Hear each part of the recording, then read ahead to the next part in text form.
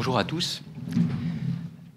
Alors, je vais commencer, comme le veut l'usage, par remercier Vincent pour cette belle invitation, puis sur les normes énormes. Il ne recule jamais derrière un bon mot ou un bon jeu de mots. Je suis vraiment ravi d'être ici parce que finalement, c'est un rendez-vous régulier. Chaque année, je viens à l'Université de Montréal et donc je pense, j'espère que ça ne s'arrêtera pas là. En tout cas, pas après mon intervention, parce que sinon je le prendrais assez mal. Mais bon, en tout cas, vraiment, très sincèrement, merci Vincent et merci à l'Université de m'inviter. Alors, le thème qui est le mien, c'est celui de l'inflation contractuelle.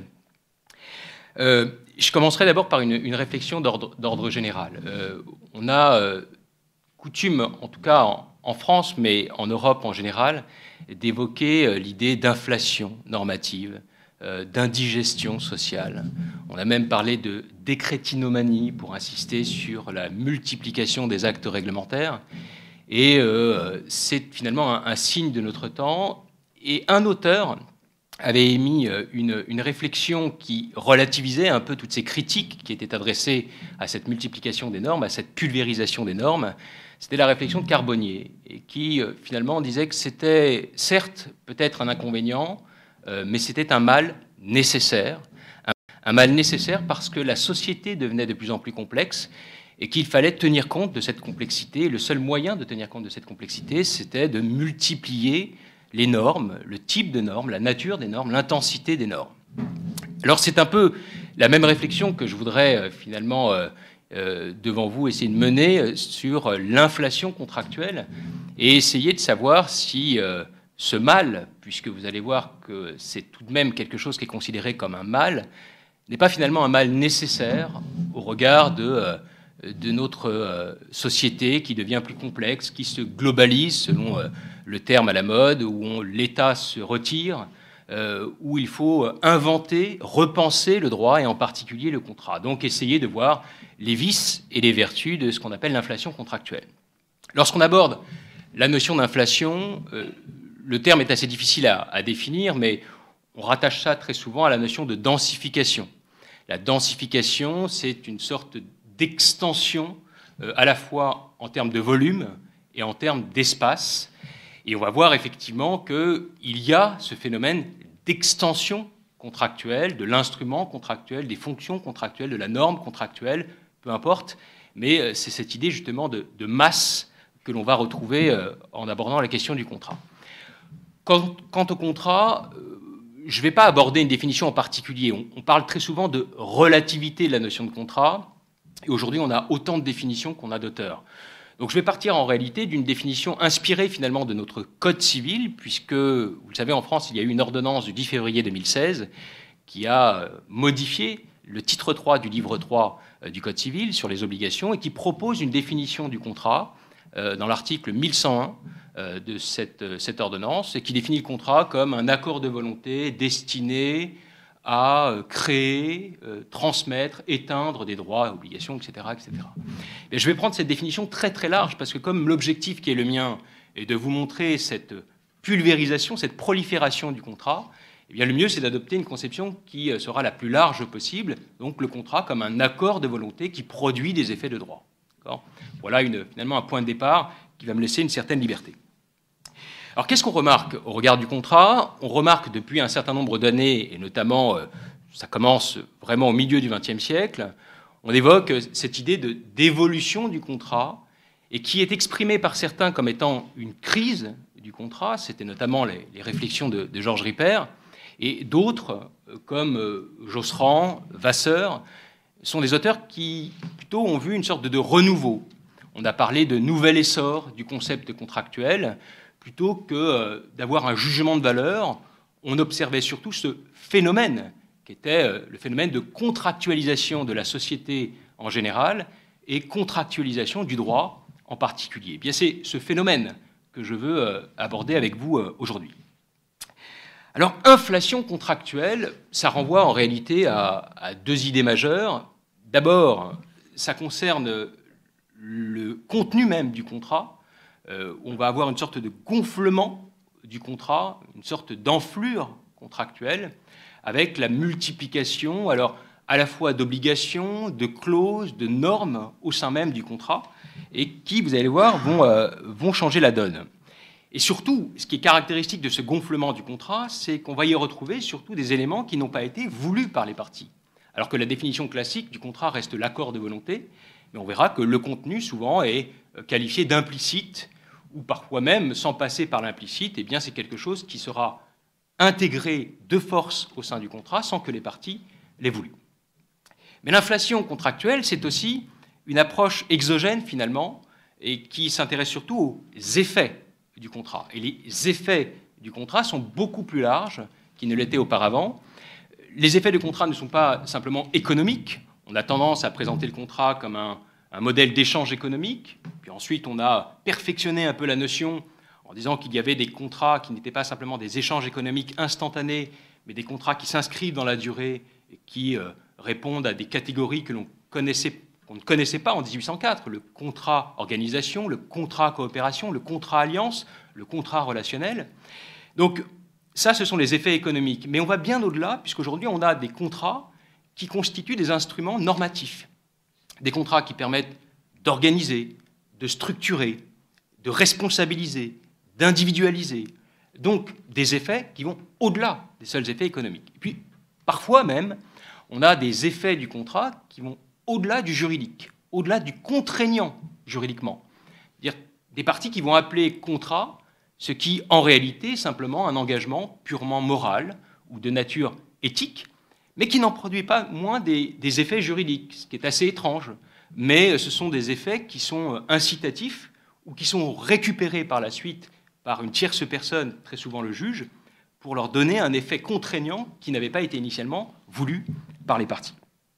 Donc, voilà en tout cas, à quoi pourrait répondre cette notion d'inflation contractuelle à l'intérieur du contrat et par les effets du contrat. Donc je vais essayer, finalement, dans un premier temps, de vous présenter ce qu'on appelle cette densification contractuelle, cet essor de la densité du contrat. Et puis, dans un deuxième temps, eh bien, plutôt m'interroger sur les conséquences de cette densification contractuelle et essayer de voir si ce que le contrat a gagné en densité, il ne l'a pas perdu en intensité. Et on va effectivement, en tout cas, ça ne sera pas la conclusion, mais il y a certains éléments qui permettent de penser que ce que le contrat a gagné en étendue, il va le perdre en intensité. Et quand je dis contrat, c'est le contenu contractuel, les effets du contrat, la force obligatoire du contrat. Voilà les deux axes sur lesquels je voudrais intervenir pour faire état de cette inflation contractuelle, ce qui revient finalement à étudier d'abord l'inflation normative du contrat et, dans un second temps, m'interroger sur l'existence d'une éventuelle dilution normative du contrat, donc une perte d'intensité finalement du contrat. Sur l'inflation normative du contrat, qui est le premier axe de ma réflexion, voilà ce qu'on observe. Dans une démarche à la fois endogène et exogène, intrinsèque et extrinsèque, on observe une implosion du contrat. Deux phénomènes qui sont liés à cette inflation normative du contrat. D'abord, une implosion du contrat, implosion du contenu contractuel, cette idée de gonflement que j'ai évoquée tout à l'heure, et puis ensuite une explosion du contrat et surtout une explosion des fonctions contractuelles. Implosion, donc d'abord du contenu contractuel. Il y a des choses que je n'évoquerai pas ici, c'est-à-dire qu'il y a une tendance notamment qui est très intéressante, mais que je laisserai de côté, c'est ce gonflement du contrat par la volonté des parties. Que se passe-t-il aujourd'hui en droit français? On est très inspiré du droit américain, en bien ou en mal, je ne sais pas, mais en tout cas, on est très inspiré du droit américain et on a tendance à vouloir tout prévoir dans le contrat. Donc les contrats qui faisaient 1 ou 2 pages il y a de ça 50 ans, aujourd'hui font 150 pages. Et c'est encouragé par l'ordonnance de 2016 que j'ai évoquée tout à l'heure, qui incite dans les dispositions qui vont figurer dans le Code civil, qui incite les parties à tout prévoir dans le contrat, à tout envisager, expliquer, définir, justifier, le but étant justement d'échapper éventuellement au juge. Et donc ça, c'est un aspect que je ne verrai pas, mais qui entraîne un gonflement du contrat, des contrats qui deviennent des contrats sur mesure. Je vais surtout m'intéresser, moi, au contenu qui entraîne un gonflement, mais qui est imposé aux parties. Et si je m'intéresse à cela, il y a 2 choses qui peuvent traduire cette enflure contractuelle.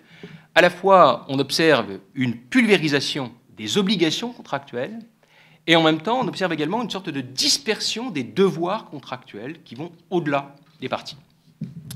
Concernant la pulvérisation des obligations contractuelles, l'idée est en fait très proche de ce qu'évoquait déjà Émile Durkheim à l'époque, c'est-à-dire que tout n'est pas contractuel dans le contrat. C'est quelque chose qui paraissait très simple, mais qu'on a eu du mal à accepter, et on sait aujourd'hui que beaucoup d'éléments du contrat ne sont pas voulus par les parties. Et il disait aussi, pour faire le lien entre l'inflation des normes, la complexité croissante de la société et le contenu du contrat qui ne cessait d'augmenter, il évoquait la chose suivante, et je le cite, « Partout où le contrat existe, il est soumis à une réglementation qui est l'œuvre de la société et non celle des particuliers, et qui devient toujours plus volumineuse et plus compliquée. » Voilà les termes de Durkheim qui voyait déjà donc, à cette époque le gonflement du contrat en lien avec l'inflation normative. Alors comment s'opère ce gonflement, cette pulvérisation des obligations contractuelles? D'abord, de manière classique, par l'intervention de la loi. Et l'instrument privilégié de la loi, qui est l'ordre public. Et d'ailleurs, on retrouve cet esprit entre liberté contractuelle et ordre public au sein même désormais de notre Code civil, puisque l'article 1102, qui vient encore de l'ordonnance de 2016, explique bien qu'il y a un principe de liberté contractuelle, mais qui est limité par les règles d'ordre public, donc ordre public légal ou judiciaire. Alors comment se manifeste cette multiplication des obligations? Je ne prendrai que quelques exemples, mais on a au sein du contrat, de tous les contrats, des obligations d'information. Il y a l'obligation d'information générale, qui figure maintenant à l'article 1112-1 du Code civil, mais dans tous les contrats spéciaux, cette obligation d'information existe. Elle existe en droit de la consommation, à l'article L111.1 du Code de la consommation, elle existe dans les contrats de distribution, article L333 du Code de commerce, elle existe en matière environnementale, article L514-20 du Code de l'environnement, et je pourrais multiplier les exemples. On sent bien que finalement, l'obligation d'information existe par le biais de la loi, mais au sein même, comme ça a été sous-entendu, mais maintenant elle a un renfort qui est celui du texte, à l'intérieur de tous les contrats. Également, on y ajoute les mentions obligatoires, telles que les mentions manuscrites par exemple, qui viennent entraîner là aussi un gonflement formel du contrat, et également des obligations de faire parfois qui sont imposées aux parties à l'intérieur du contrat, notamment en matière environnementale ou en matière de déchets ou des installations classées pour la protection de l'environnement, où la loi va imposer aux parties un certain nombre d'obligations au sein même de leur contrat. Mais ça, c'est un gonflement assez classique.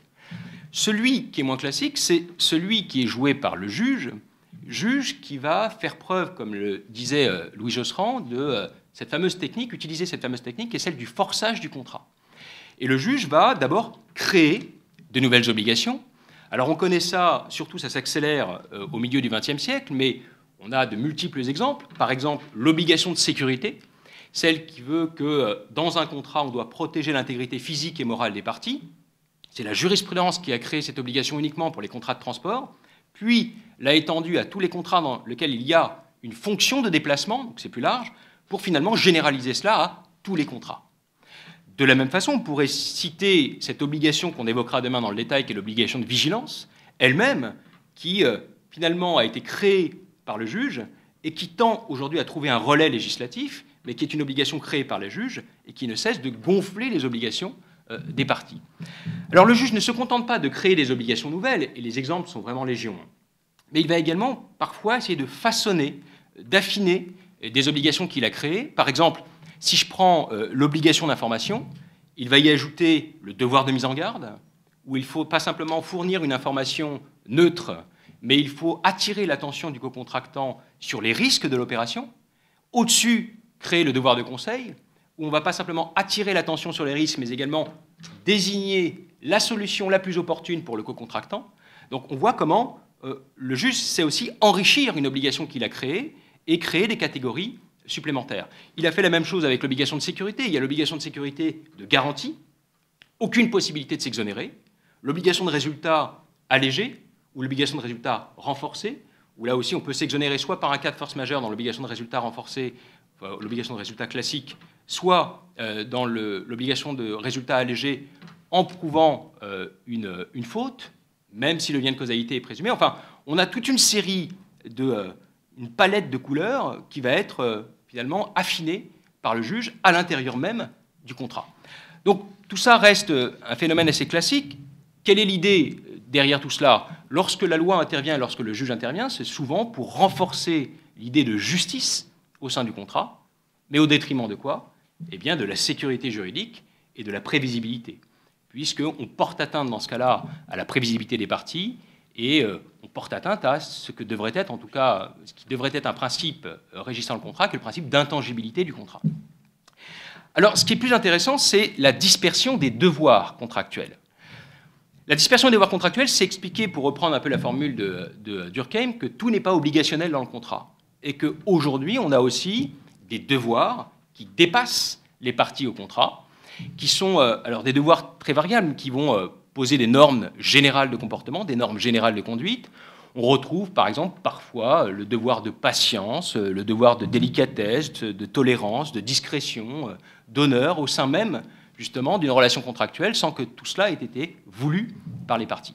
Alors, celui qu'on connaît le mieux, c'est le devoir de loyauté, qui s'appuie sur la bonne foi, et cette bonne foi qui, avec les années, a été enrichie, puisque sur le fondement de la bonne foi, on va par exemple obliger une partie à corriger les erreurs de son co-contractant. Je vous épargne l'effet d'un arrêt, mais on a reproché à une partie de ne pas avoir attiré l'attention du co-contractant sur l'erreur que celui-ci commettait. On va également avoir, sur le fondement de la bonne foi, le devoir de renégocier les termes du contrat. Et dans une analyse purement économique, lorsque le co-contractant ne peut plus proposer des prix concurrentiels, il faut renégocier les termes du contrat pour qu'il puisse enfin proposer des prix concurrentiels. On a parfois même, sur le fondement de ce devoir de loyauté, mis en place une obligation d'agir dans l'intérêt du co-contractant, l'intérêt même du créancier, où le débiteur devait tout faire pour que le créancier puisse être satisfait dans l'exécution du contrat. Donc on voit bien ici qu'on va au-delà des seules obligations contractuelles et qu'on a tendance aujourd'hui à avoir là aussi un gonflement du contenu contractuel qui se traduit par ces fameux devoirs.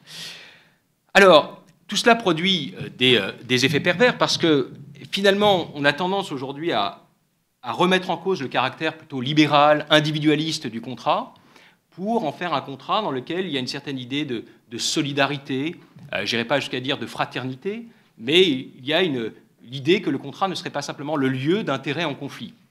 Et sur ce point, il y avait une réflexion de Carbonnier qui était très intéressante, qui dit qu'on a voulu faire du mariage un contrat et on veut aujourd'hui faire du contrat un mariage. Et c'est effectivement l'idée que certains, en tout cas, mettent en lumière pour essayer de critiquer cette multiplication des devoirs et des obligations qui n'ont pas été voulues par les parties.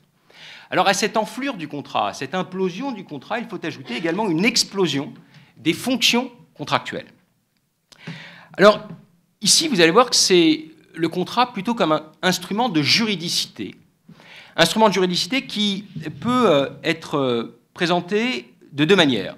D'abord, le contrat est un instrument d'intensification normative et le contrat est également un instrument d'organisation normative, de création normative. On va le voir. Alors, d'abord, ce contrat qui est un instrument d'intensification normative. Le contrat aujourd'hui est utilisé comme une sorte de passeur, c'est-à-dire une sorte de trait d'union qui va permettre de parcourir ce qu'on appelle ce processus normatif, et il peut le faire de deux manières. Il peut d'abord faire passer une norme, qui est d'abord une norme morale, au monde de la juridicité. Donc cette norme morale devient, par l'intermédiaire du contrat, une norme juridique et contraignante. Il peut aussi, de manière plus subtile, parfois, faire passer une norme souple à la catégorie de norme dure. Donc, ce sont ces deux exemples que je voudrais vous exposer. D'abord, le contrat permet de passer de la catégorie de normes morales à la catégorie de normes juridiques. Comment distingue-t-on les deux habituellement? La règle morale, traditionnellement, c'est celle qui n'est pas sanctionnée juridiquement et donc pour laquelle il n'est pas possible d'obtenir une exécution forcée. On peut discuter du critère, celui-ci n'est pas totalement satisfaisant, mais ça me suffit, moi, pour comparer ce qu'est une règle morale et une règle de droit. Et on a toute une série d'engagements qui ne sont pas juridiquement contraignants, qui sont qualifiés d'engagements d'honneur, par exemple, ou d'engagements moraux, mais des engagements, éventuellement également engagements de nature éthique, et qu'on retrouve dans le monde des affaires également. Il y a les lettres de confort par lesquelles des sociétés mères vont rassurer les créanciers d'une filiale, en disant, ne vous inquiétez pas, ma filiale respectera ses engagements. Bien entendu, il n'y a aucun engagement juridique, aucun engagement contraignant. La seule sanction serait peut-être la réputation de la société mère sur le marché, ce qui n'est pas rien. Mais ce n'est pas une norme juridique au sens strict du terme. On retrouve cela également dans des engagements éthiques, d'un certain nombre d'entreprises et qui le disent clairement. Je prends un exemple parmi d'autres, mais on peut en trouver sur Internet un très grand nombre, des personnes qui s'engagent à respecter des principes éthiques, mais qui précisent bien que cette convention ne crée aucun engagement juridique contraignant. D'accord ? Donc voilà cet engagement moral qui, a priori, n'est pas un engagement juridique. Eh bien, ce qu'on observe aujourd'hui, c'est que le juge, qui est ce tiers impartial et désintéressé, très souvent va avoir affaire à un engagement moral qu'il va transformer en engagement juridique par l'intermédiaire du contrat. Il va d'une certaine manière créer des contrats judiciairement formés. Et je vous donnerai juste un exemple qui est quand même très représentatif de cette idée. C'est un arrêt de la Chambre commerciale du 23 janvier 2007, à l'occasion duquel deux sociétés étaient en affaires, et l'une des sociétés s'engage à ne pas copier une collection de vêtements de son partenaire commercial. Alors, il précise bien que c'est un engagement purement moral. Ça veut dire quoi? Ça veut dire que s'il y a une copie, normalement, vous devriez pouvoir engager une action en responsabilité pour concurrence déloyale ou parasitisme. Et là, a priori, les parties disent, mais si je copie, c'est un engagement purement moral. Donc vous ne pourrez pas invoquer la concurrence déloyale, vous ne pourrez pas invoquer le parasitisme. Eh bien, voilà ce que va dire la Cour de cassation. Elle ne remet pas en cause la qualification d'engagement moral.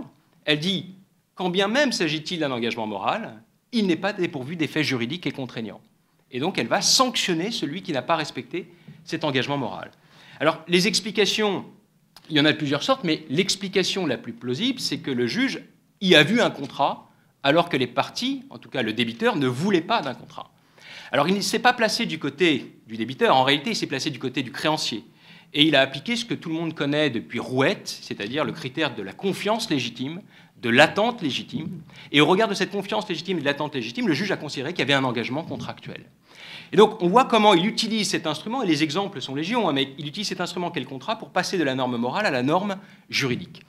Même idée pour passer de la norme souple à la norme dure. Soft law, hard law, je sais qu'il ne faut pas utiliser le terme en anglais, mais bon, voilà, c'est le droit souple et le droit dur. Et on a plusieurs exemples où ce sont des entreprises, dans le cadre de la responsabilité sociale des entreprises, qui vont s'engager à respecter des principes éthiques pour lutter contre la corruption, l'atteinte aux droits de l'homme ou protéger l'environnement, et qui vont reprendre des principes de l'OCDE ou des principes du Global Compact, qu'ils vont intégrer dans leur contrat, et de cette manière montrer à tous ceux qui sont d'éventuels clients ou consommateurs, ou même à l'État, qu'ils respectent des principes éthiques dans le cadre de la responsabilité sociale des entreprises. Simplement, ces entreprises-là, très souvent, précisent que ces engagements sont de nature éthique. Encore une fois, c'est le juge qui va utiliser un certain nombre de techniques juridiques, et notamment le contrat, pour obliger ces entreprises à respecter les principes qu'elles ont intégrés dans des conditions générales, mais principes que les entreprises avaient considérés comme étant des règles molles, et auxquels il fallait en tout cas pas accorder d'importance particulière, en tout cas pour lesquels on ne pouvait pas obtenir une exécution forcée ou une condamnation par un juge. Donc voilà comment cet instrument contractuel permet d'intensifier la normativité finalement d'une règle et passer de la morale au juridique, passer du souple au dur. Alors ce contrat est également une technique d'organisation normative. Le contrat, ici vous allez le voir, n'est pas simplement un ensemble de normes, d'obligations ou de devoirs, mais il peut être le support d'un ordre juridique, ce qui paraît très étrange, mais vous allez le voir, c'est quelque chose qui a été développé très tôt par les théoriciens du droit, où ce contrat peut venir en tant que renfort du législateur. D'abord, support d'un ordre juridique. Il faut admettre d'abord qu'il y a un pluralisme juridique, c'est-à-dire qu'il n'y a pas que l'État qui crée du droit, mais qu'on peut avoir à l'intérieur de l'ordre juridique étatique des ordres juridiques dits dérivés qui peuvent créer leurs propres normes dès lors qu'elles ne sont pas en contradiction avec l'ordre juridique. Une sorte de poupée russe, de poupée gigogne, qui fait qu'on a ici une approche que connaissent très bien les déipistes et une approche qui permet de considérer que la famille, l'entreprise, eh bien, peuvent être des lieux de création du droit, et très souvent, à la base de cette création du droit, on retrouve des contrats. Ce sont les contrats qui vont permettre de construire un ordre juridique dérivé. Alors c'est quelque chose qui a été beaucoup développé par Jean-Guy Bellet de McGill, l'idée que le contrat serait un lieu d'harmonisation normative, l'idée que le contrat serait un instrument d'internormativité, eh bien c'est quelque chose qui finalement s'observe et dans tous les domaines. Prenons 3 exemples. Le premier en droit du travail. Aujourd'hui, on a une réforme en droit du travail en France qui est en cours et on voudrait encourager les accords d'entreprise. C'est-à-dire que désormais, le droit du travail ne serait plus fait par le haut, mais ce sont les entreprises elles-mêmes qui vont créer les règles du droit du travail. Et si les personnes n'arrivent pas à se mettre d'accord, alors on ira voir vers éventuellement le législateur. Alors, je simplifie au maximum, mais c'est exactement cette idée. C'est qu'à l'intérieur même de l'entreprise, on avait des instruments comme le règlement intérieur ou autre, mais on a cet accord d'entreprise qui va prendre une importance majeure dans les années à venir et qui est un moyen de créer des normes par le bas et qui seront à l'intérieur de l'ordre juridique étatique. De la même façon, si je prends les contrats de distribution, c'est exactement la même idée. Quand un contrat de distribution est mis en place, on va créer un réseau de distribution avec une sorte de zone d'exclusivité ou zone de non-concurrence, avec un initiateur qui va poser un certain nombre de règles de comportement, qui va poser des procédures de vérification, de surveillance et de contrôle et de sanctions. Et donc on a ici une sorte de microcosme contractuel qui n'est pas en contradiction avec l'ordre juridique étatique, mais un contrat qui sera le fondement d'une organisation juridique différente de celle de l'État. Et je pourrais, on verra demain, mais le contrat en matière de devoir de vigilance, c'est un peu la même idée. Un contrat dans les contrats d'approvisionnement qui va créer une zone de vigilance en imposant aux sous-traitants rang 1, 2, 3, 4, 5, 6, 7, 8, si on le souhaite, des devoirs qui devront être respectés par toute la chaîne contractuelle et créer ainsi de manière horizontale, finalement, un droit qui n'est pas en contradiction avec l'État, mais qui est un droit qui est détaché de l'État. Alors ce contrat qui est support d'un ordre juridique peut également être un contrat qui est un renfort de la loi. C'est tout le phénomène qu'on connaît bien, donc je ne vais pas insister, mais du droit négocié, des lois négociées. Alors c'est un mélange de droit classique et de contrat, d'accord de volonté, puisque ça répond à l'idée en droit du travail de dialogue social, où il faut encourager le dialogue social avant d'imposer le droit par en haut. En matière environnementale, c'est exactement la même idée. Il faut encourager le dialogue environnemental, la participation du public pour l'élaboration de mesures qui pourraient avoir des incidences directes ou indirectes sur l'environnement, faire participer justement les citoyens à l'élaboration de ces normes. On retrouve ça également en matière de santé, où on a les états généraux de la santé, comme on a les Grenelles de l'environnement, où il faut essayer de négocier, de se mettre d'accord sur un certain nombre de principes, et ensuite, éventuellement, le législateur peut prendre le relais. Bien, ce droit négocié, c'est aussi, finalement, admettre que la discussion, l'échange, le marchandage, éventuellement, peut faire partie du processus d'élaboration des normes. Et on retrouvera ça en matière de biodiversité. Là encore, les exemples sont nombreux. Alors, pour quelles raisons ce contrat a-t-il autant de succès dans l'élaboration des lois? Parce que le contrat est symbole de légitimité, il est symbole de proximité, de dialogue, d'échange. C'est un instrument qui est flexible, adaptable, sur mesure, et qui permet de développer ce qu'on appelle aujourd'hui une sorte de démocratie de proximité, démocratie participative. Voilà en quelques mots, finalement, cette première observation qui correspond à cette inflation normative du contrat, qui, vous le voyez, gagne toutes les sphères du droit, sous toutes les formes, de manière verticale, horizontale, même transversale si on le souhaite. Et on a un contrat qui, aujourd'hui, devient un instrument, une technique de régulation sociale, ce qu'il n'était pas à l'époque du Code civil de 1804. Mais alors, une fois qu'on a montré qu'il y avait une densité, une densification contractuelle, il faut maintenant se demander si cela n'a pas un prix et si cela ne se fait pas au détriment d'une certaine intensité. Et c'est justement le deuxième point que je voudrais voir avec vous. Est-ce qu'on n'observe pas une dilution normative qui serait finalement la contrepartie de cette inflation normative? Finalement, c'est un phénomène assez classique en physique. Si on prend l'exemple d'un tuyau, plus le tuyau sera étroit et plus l'intensité, la force sera importante. Et plus le tuyau est important, et moins l'intensité est importante. Ben, c'est exactement le même phénomène. À force d'élargir le tuyau contractuel, est-ce qu'on n'a pas tendance à avoir un jet d'eau beaucoup moins intense? C'est finalement une question assez banale. Alors, en réalité, pour le contrat, la réalité est beaucoup plus complexe. Elle est plus complexe parce que, oui, il y a un certain affaiblissement de l'intensité du contrat, de l'intensité contractuelle, mais en réalité, si on y regarde mieux, c'est plus un déplacement de l'intensité contractuelle. Alors, affaiblissement, qui est le premier sentiment lorsqu'on observe le droit des contrats. Un affaiblissement qui touche le contenu du contrat et qui touche également la force obligatoire du contrat. Pour ce qui est du contenu, on a aujourd'hui, à l'intérieur du contrat, plusieurs éléments qui ont perdu en intensité. Prenons quelques exemples. D'abord, sur les obligations. Si je prends l'obligation de sécurité que j'ai évoquée tout à l'heure, quelle était la particularité de l'obligation de sécurité quand elle a été créée en 1911? c'était créer une obligation de sécurité dite déterminée. C'est-à-dire qu'elle crée une obligation de résultat. Le simple fait d'être victime d'un dommage corporel ou moral donnait droit automatiquement à une indemnisation. Et c'était sa raison d'être. On l'avait créé pour cela, pour faciliter l'indemnisation des victimes. Puis avec le temps, finalement, comme on a élargi le champ d'application, que ça ne se limitait plus aux contrats de transport dans lesquels il y avait un danger, mais qu'on l'a élargi à finalement tous les contrats aujourd'hui comportent une obligation de sécurité, eh bien ce que l'obligation a gagné en densité, elle l'a perdu en intensité. Et aujourd'hui, la plupart des obligations de sécurité sont de simples obligations de moyens, pour lesquelles il faut prouver une faute contractuelle. Voilà une illustration topique de ce phénomène de densification, en contrepartie de quoi il y a une diminution de l'intensité.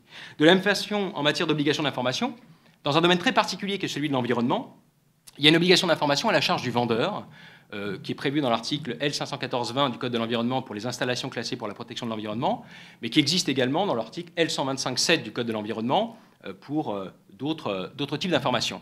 Mais autrefois, lorsque l'information n'était pas donnée, automatiquement, le co-contractant pouvait demander la résolution du contrat.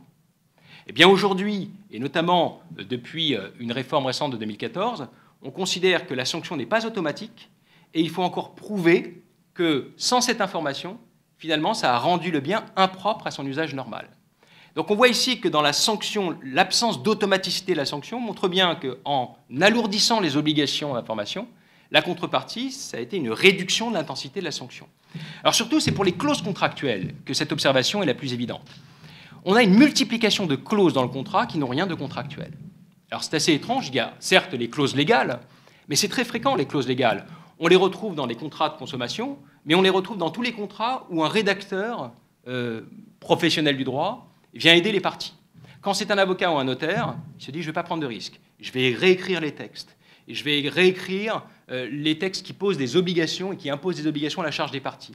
Et on a là aussi un gonflement du contrat avec des dispositions qui n'ont rien de contractuel, puisqu'il s'agit simplement du rappel de la loi. C'est ce qu'on observe de manière plus générale, c'est le phénomène des clauses dites informatives. On en a énormément dans les contrats de travail, des clauses qui sont là uniquement pour informer les parties. Alors, est-ce que ces clauses ont une valeur contractuelle? Ou est-ce que les contrats qui rappellent la loi sont de véritables contrats? On a un exemple qui a fait polémique en France, qui était le contrat part. Le contrat part, c'était un contrat entre un chômeur et l'organisme des assédiques qui verse les indemnités des chômeurs. Et la loi, de toute manière, impose aux chômeurs des obligations. Mais finalement, on s'est dit, quel est le meilleur moyen de rapprocher la loi des chômeurs et de leur rappeler leurs obligations? On va parler de contrat part, P-A-R-E, un contrat qui, voilà, le symbole du contrat est important. Mais le problème, c'est qu'il n'y a aucune obligation nouvelle dans ce contrat, puisqu'on ne fait que rappeler la loi. Et par la suite, l'État a modifié les termes de ce contrat. Il a modifié en fait la loi. Et les parties ont dit « ah ben non, vous n'avez pas le droit de le modifier ». Principe de survie de la loi ancienne.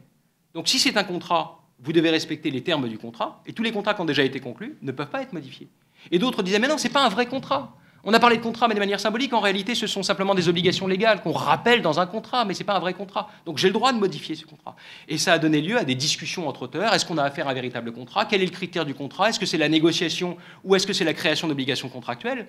Et on voit bien que ça brouille la frontière entre ce qui est contractuel et ce qui n'est pas contractuel, mais qui prend tout de même la forme d'un contrat. Donc voilà pour ce premier exemple. Affaiblissement de l'intensité également pour la force obligatoire du contrat. Parce que je prendrai juste deux exemples. Le premier, d'abord, c'est le principe de l'effet relatif des conventions. A priori, un contrat n'a d'effet qu'entre les parties, il ne peut pas profiter au tiers, il ne peut pas nuire au tiers. Mais aujourd'hui, on a, depuis un arrêt de la Cour de cassation du 6 octobre 2006, un principe très étrange en droit français, c'est qu'un tiers peut engager la responsabilité d'une partie à un contrat en invoquant le manquement contractuel. C'est-à-dire que le tiers n'a même pas besoin, alors qu'il agit sur un fondement délictuel, il n'a même pas besoin de prouver une faute délictuelle distincte du manquement contractuel. Donc il suffit qu'il y ait un manquement à l'obligation de sécurité de résultat dans un contrat, et un tiers pourrait invoquer cette obligation tirée d'un contrat auquel il n'a pas été partie. Et ça a eu des conséquences très importantes, notamment en droit des affaires, parce que dès qu'il y a un manquement avec, par exemple, dans un contrat entre une filiale et un partenaire, la société mère peut agir contre le partenaire en invoquant son manquement dans le contrat sans avoir besoin de prouver une faute délictuelle, ce qui permet à un tiers de bénéficier d'une obligation tirée d'un contrat auquel il n'a pas été partie. Donc un affaiblissement de l'effet relatif du contrat et de sa force obligatoire. Surtout, et c'est mon deuxième exemple, une sorte de progression de ce qu'on appelle le discours contractuel. C'est-à-dire qu'aujourd'hui, on va parler, vous l'avez vu juste avant sur le contrat part, on va parler de contrat sans conclure un contrat. Et c'est très à la mode. On va parler de contrat républicain, de contrat solidarité, de contrat entre les générations, de pacte républicain, de contrat sécurité. Et aujourd'hui, avec l'état d'urgence, c'est le terme qu'on utilise pour justement essayer de montrer qu'il y a une sorte de légitimité, une sorte de parole donnée, aspect plus éthique, plus moral. Mais en réalité, c'est du discours, c'est de la simple rhétorique. Il n'y a rien de contractuel dans les contrats qui sont évoqués par un certain nombre de textes. Alors, je pourrais en finir là et me dire qu'il y a un véritable affaiblissement du contrat, mais en réalité, et ce sera mon dernier point, il y a plus un déplacement de l'intensité contractuelle. Ce qu'on observe en réalité, c'est que les domaines classiques du contrat, on continue de parler de force obligatoire et de force contraignante. Mais il y a un nouveau domaine, de nouveaux domaines dans lesquels l'effet contraignant est en déclin, mais il y a un autre effet du contrat, de nouvelles formes de normativité qui passent par le contrat. Et on va voir en réalité que cette force normative du contrat, qui n'est plus une force contraignante, elle prend d'autres aspects, elle produit d'autres effets, un effet incitatif, un effet pédagogique et un effet rhétorique. Un effet incitatif. Dans la plupart des clauses que j'ai évoquées avec vous, qui n'ont rien de contractuel, elles n'ont rien de contraignant sur le plan contractuel, mais pourtant, elles ont un effet incitatif qui est non négligeable, puisqu'elles vont orienter, inciter les parties à agir d'une certaine manière. D'abord, prenons un exemple, si j'ai une clause dans laquelle, par exemple, je vais avoir des constatations, des clauses où je vais avoir des déclarations des parties. Apparemment, il n'y a rien de contractuel. Ce ne sont que des déclarations, ce ne sont que des informations.